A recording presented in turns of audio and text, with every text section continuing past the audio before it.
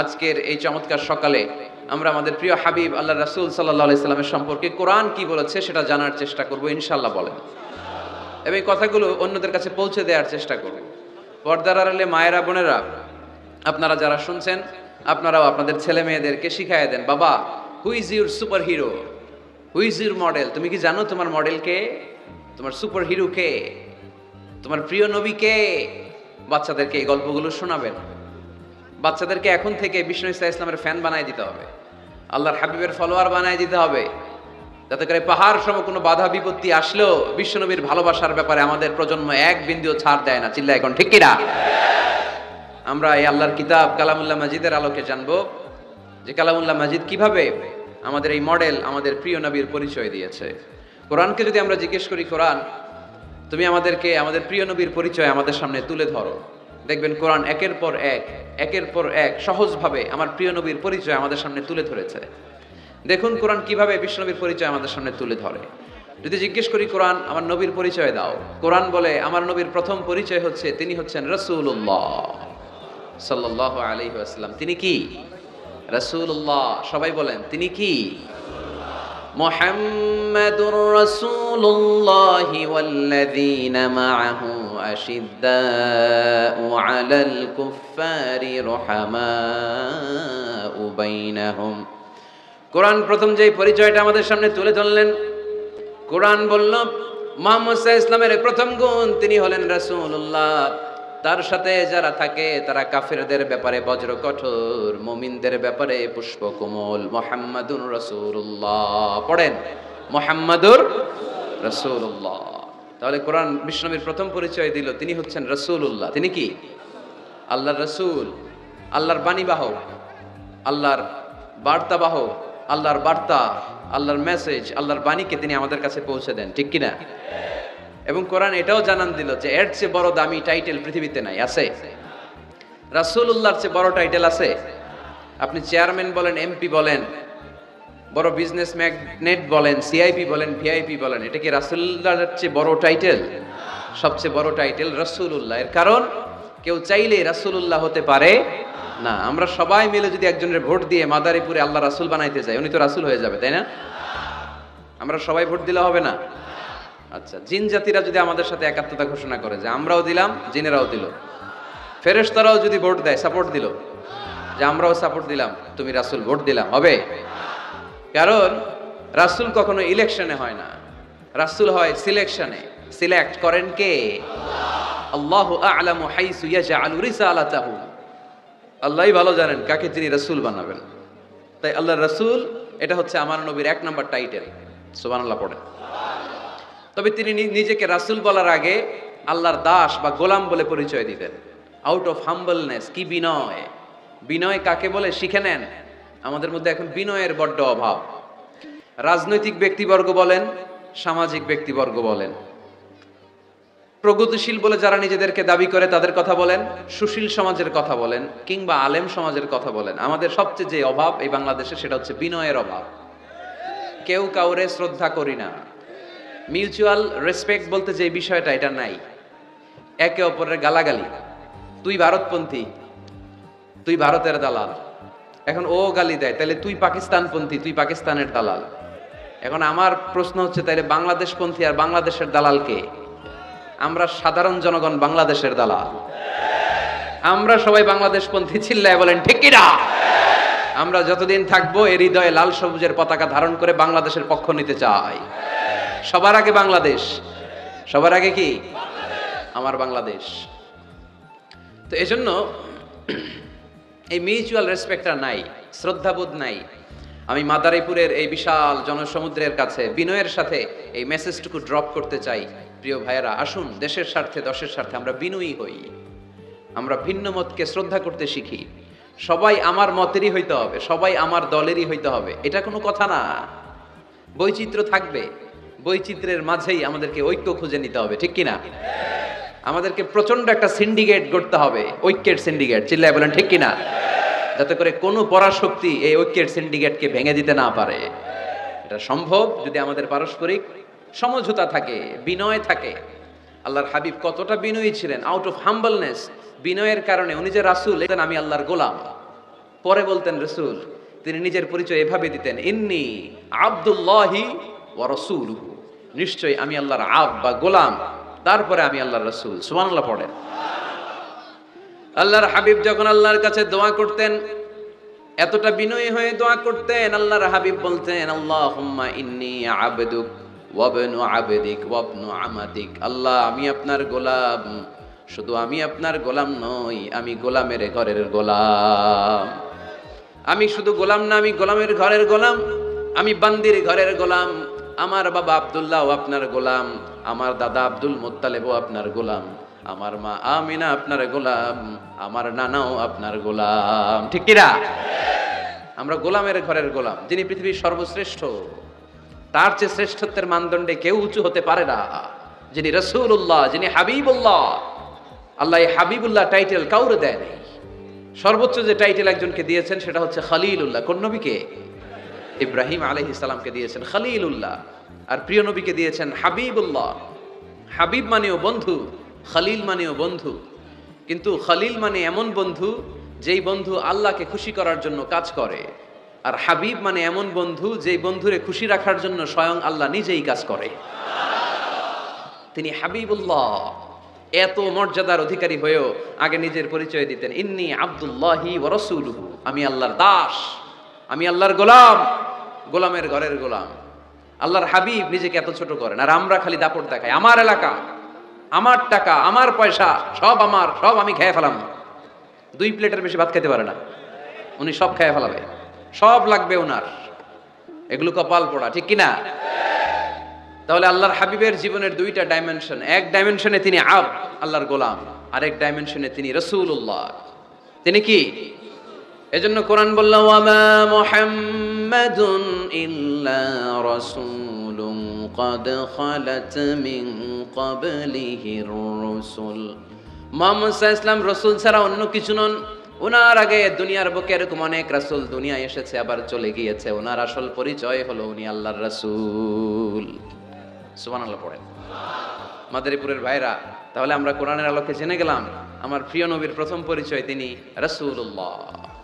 আওয়াজ করে বলেন, ওনার প্রথম পরিচয় রাসূলুল্লাহ সাল্লাল্লাহু আলাইহি সাল্লাম।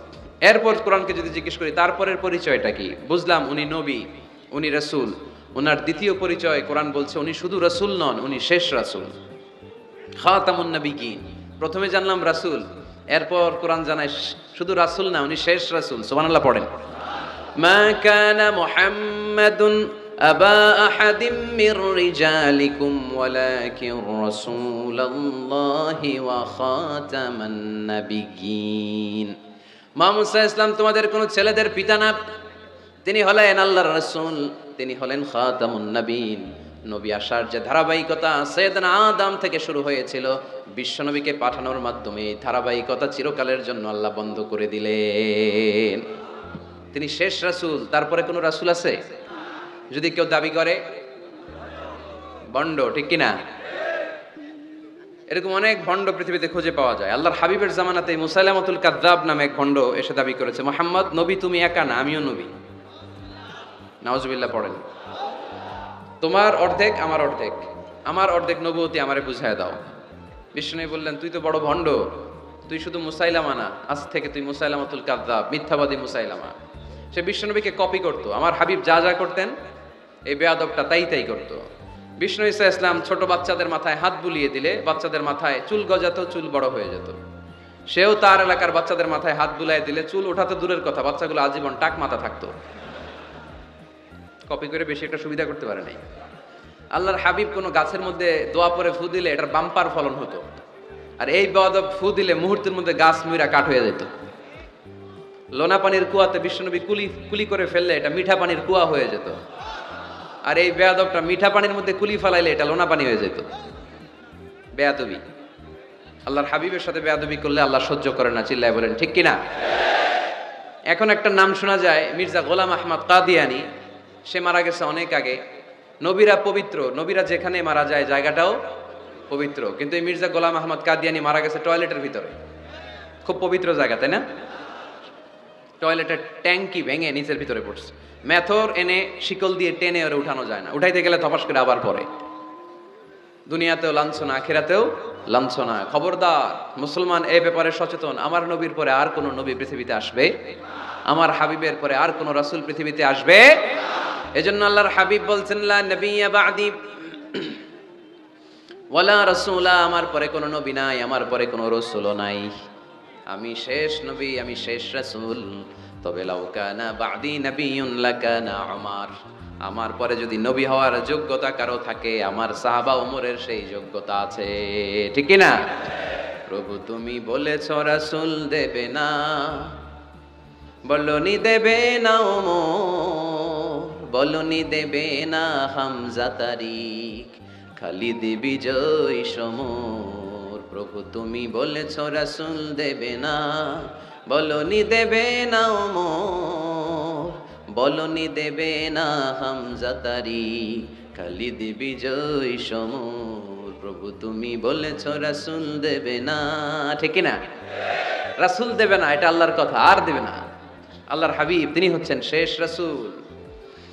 এজন্য আল্লাহর হাবিব বলতেন, সহিহ মুসলিম শরীফের বর্ণনা, মাসালি ওয়া মাসালুল আমবিয়াই মিন ক্বাবলি কামাসালি রাজুলিন বানা বাইতান, আমার দৃষ্টান্ত আর আমার আগের সব নবীদের দৃষ্টান্ত ওই ব্যক্তির মতো যে একটা ঘর বানিয়েছে। কি বানিয়েছে?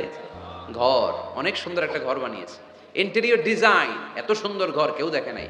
সবাই ঘরটা দেখলো আর প্রশংসা করলো, বাহ চমৎকার ঘর তো।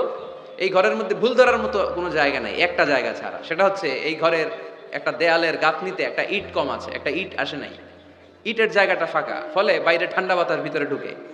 এত দামি ঘর বানাইলেন কিন্তু দেয়ালের এক জায়গায় একটা ইটা নাই, ঠান্ডা বাতাস ঢুকলে এই ঘর দিয়ে কোনো লাভ আছে? শীতের রাতে কষ্ট আছে না নাই? আল্লাহর হাবিব বললেন, ওই ইটাটা হচ্ছে আমি মুহাম্মদ সাল্লাল্লাহু, ওই গ্যাপের জায়গাটা আমি, আনাল্লাবিনা ফাআনাল্লাবিনা আনা খাতামুন নবিয়্যিন, আমি হচ্ছি ওই নবুয়তির দেয়ালের ওই গ্যাপের জায়গায় না রাখা ইটা। আমাকে যখন আল্লাহ ওই জায়গাটায় সেট করে দিলেন, গোটা বিশ্বটা আলোকিত হয়ে গেল। পড়েন সুবহানাল্লাহ। এজন্য আল্লাহ বললেন, ওয়ামা আরসালনাকা কাফাতান লিন্নাসি বাশীরান ওয়া নাযীরা, নবী হে আমি আপনি গোটা বিশ্বের সবার জন্য সুসংবাদ দানকারী এবং সতর্ককারী করে পাঠিয়েছি। সুবহানাল্লাহ। তিনি সবার নবী। তিনি শুধু আরবের নবী না, তিনি শুধু সৌদি আরবের নবী না, তিনি শুধু অনারবের নবী না, তিনি শুধু পুরুষ মানুষদের নবী না, তিনি শুধু সাদা চামড়ার লোকদের নবী না, তিনি সবার নবী, তিনি গোটা বিশ্বের নবী। ঠিক কি না? এক এক নবীর নবুয়তের আলাদা বাউন্ডারি ছিল। যেমন মুসা আলাইহিস সালামকে পাঠিয়েছিলেন মিশরে, ওনার নবুয়তের বাউন্ডারি মিশর, তার পাশে মাদিয়ান, ওইখানে আবার শুআয়ব আলাইহিস সালামের নবুয়তের বাউন্ডারি। ইব্রাহিম আলাইহিস সালামের বাউন্ডারি এইটা, পাশে একই সময় ছিল লূত আলাইহিস সালাম, আলাদা বাউন্ডারি, আলাদা সীমানা। আমার নবীর নবুয়তির কোনো বাউন্ডারি আছে? কোনো সীমানা আছে? কিয়ামত পর্যন্ত যারাই আসবে সব বিশ্ব নবীর উম্মত। চিল্লায় বলতে হবে ঠিক কিনা? প্রথম পরিচয় পেলাম তিনি রাসূলুল্লাহ, তিনি কি সাল্লাল্লাহু আলাইহি ওয়াসাল্লাম। দ্বিতীয় পরিচয় কোরআন দিল, তিনি রাসূল কিন্তু যেন তেন রাসূল না, তিনি শেষ রাসূল। ঠিক কিনা?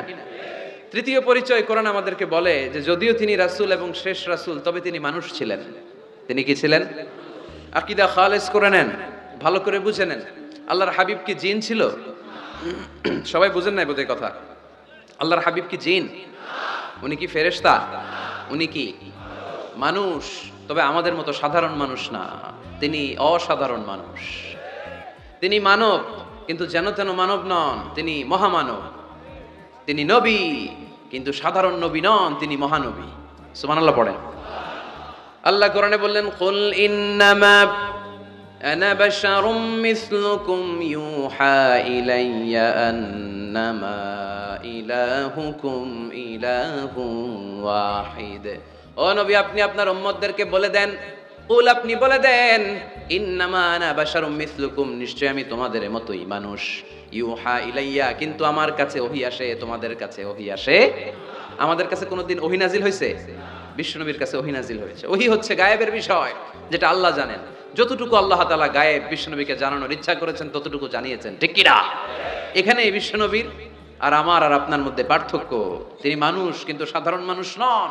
তিনি সাইয়্যিদু বুলদি আদম, আদম আলাইহিস সালামের যত সন্তান পৃথিবীতে এসেছে সবার মধ্যে তিনি শ্রেষ্ঠ। শ্রেষ্ঠত্বের মানদণ্ডে ওনার কাছাকাছিও কেউ যেতে পারবে?